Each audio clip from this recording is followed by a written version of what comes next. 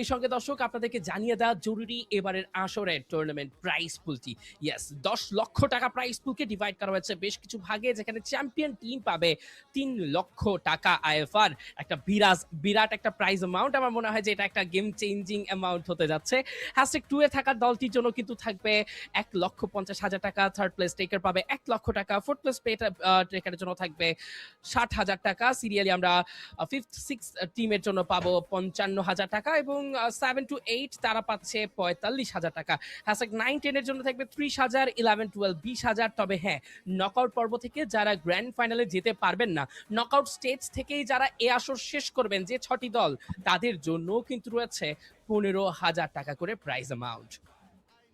একদমই কেউই কিন্তু সেখানে আসলে হতাশা কিংবা খালি মুখে বাড়ি ফিরছে না জয় ভাই, এটা বলতেই হচ্ছে। এই প্রাইস পুল বলতে হচ্ছে যে তাদের জন্য কিন্তু একটা সম্বল হিসেবে তারা বাড়িতে নিয়ে যেতে পারছে নিজেদের জন্য, যারা বিদায় নিচ্ছে। এবং